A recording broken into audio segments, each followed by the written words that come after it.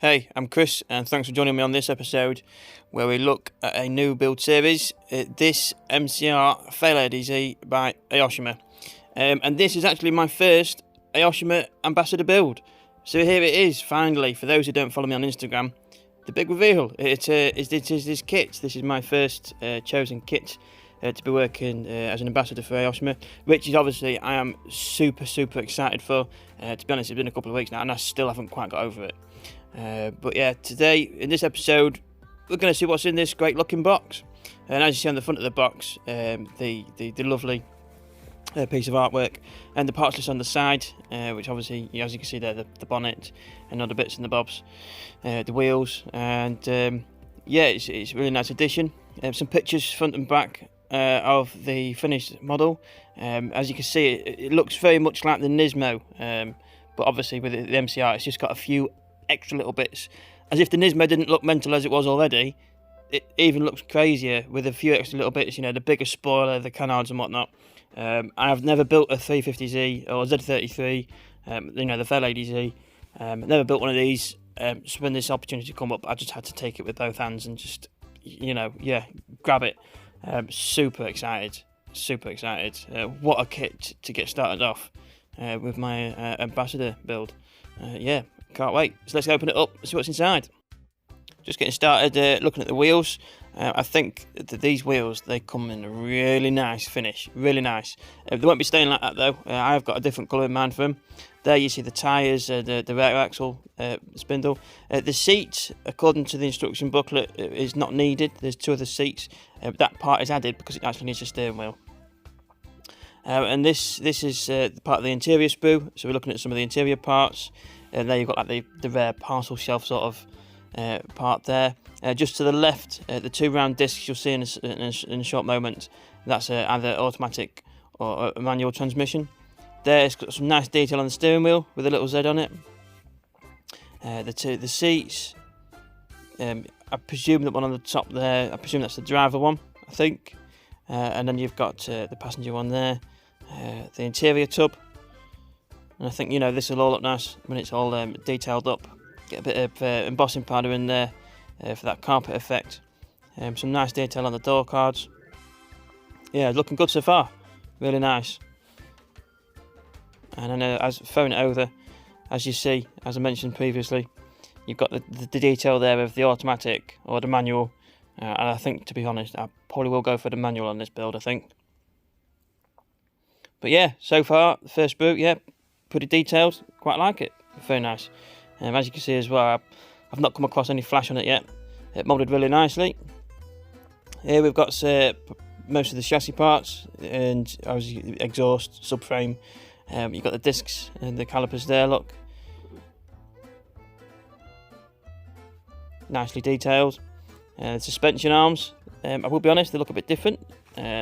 Obviously it's as per the car itself, but it's not something I've seen before. Some, you know, another subframe, I think.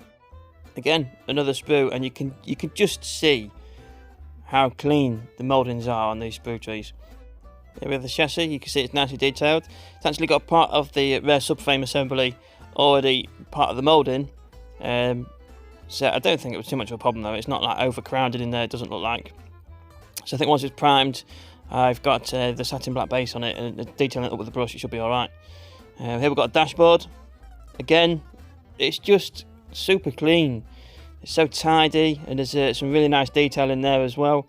If I'm feeling brave enough, I'll try and get my smallest brush and see what I can do.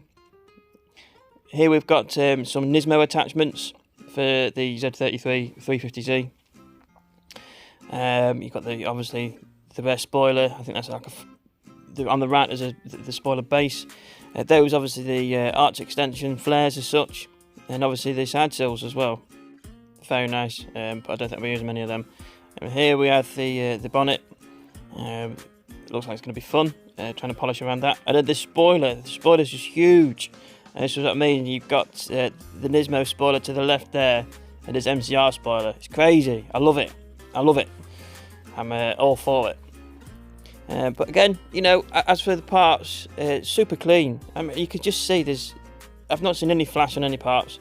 And I think, personally, I think as well, the contact points, they're not in bad places at all either. I think they'll be super easy to get off and super easy to clean up if they need any clean up.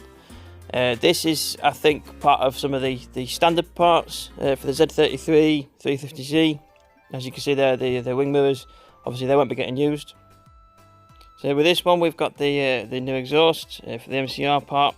It's quite decent. You've got to cut a bit of the old exhaust off to get this to fit. But look at the size of that exhaust tip. It's crazy, crazy. I love it. There we've got the headlight assembly there. I'll probably try and do something just to tone down all the chrome, maybe like a little wash or a bit of semi-gloss black here or there. And the rear lights, undecided what I'm going to do with them yet. Maybe smoke them, I'm not too sure. The clear parts, as per usual standards for myself, these will be staying in the bag, and they're staying in there until I need them. Again, super clean, and again, the contact points, they're not ridiculous, and I think they're in decent places. And I'm saving some of the best bits to last, such as this, the front bumper. I love it. It just looks awesome. I love it.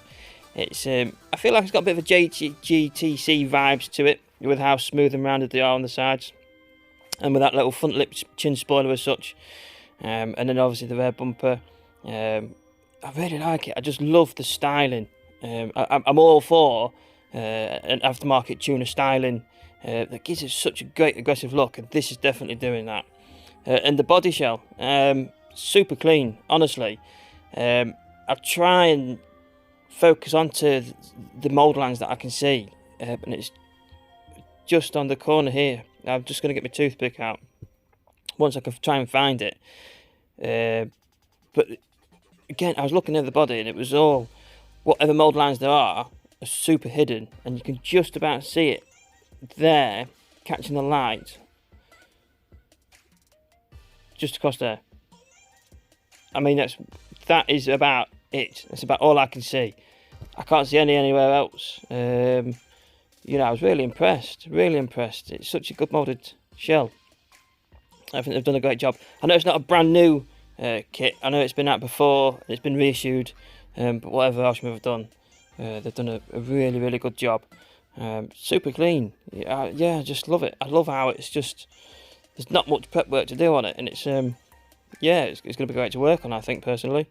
Obviously you got the supports for strengthening them during the moulding and presumed transport process, but again, nothing too troublesome. Snip them off and it'll be jobs are good. I think as well with this build, obviously I'll look into it when the time comes before I get some paint down, but I think I might be able to attach pretty much both front and back bumpers before when you paint, which obviously makes the process much easier. And again, the mould line on the other side, it's not that noticeable, and once it's, you know, marked up and sanded off, it'd be nice and smooth. You wouldn't know it's ever there. Yeah, just super impressed at how clean the body is. Here, one of my favourite part additions in any box is the masking set for the windows. It always makes my day to see the windows come with a little masking set. And as far as I know, Aoshima do that with pretty much most of the kits. I love it. A nice, good, decent decal sheet as well. Lovely, crisp quality decals. And then the book. On the front, just the usual information. And the inside, as you can see, the placement of the decals. And already just by this diagram, it just looks so awesome. The car itself, the aggressive look, the styling. Yeah, I really like it. I'll be honest, I've never heard of MCR.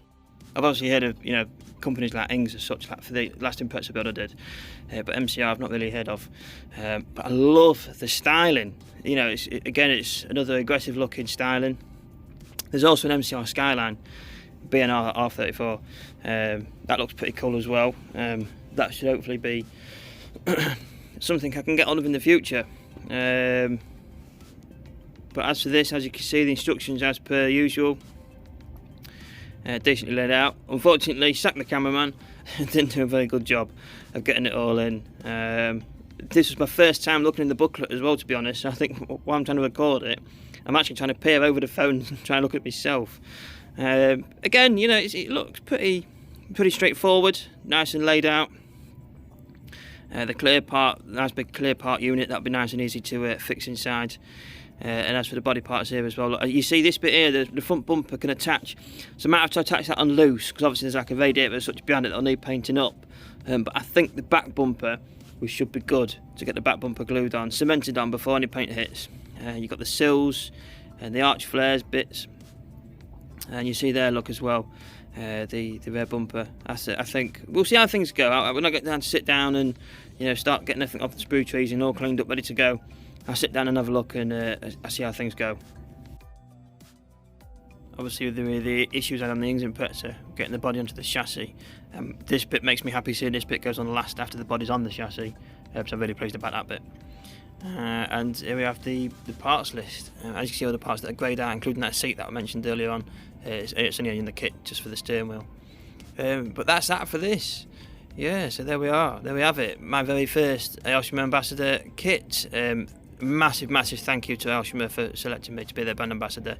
I can't wait to get started and hopefully do them proud. Thanks for watching, and I look forward to seeing you on the next videos, guys. Cheers, thank you, bye.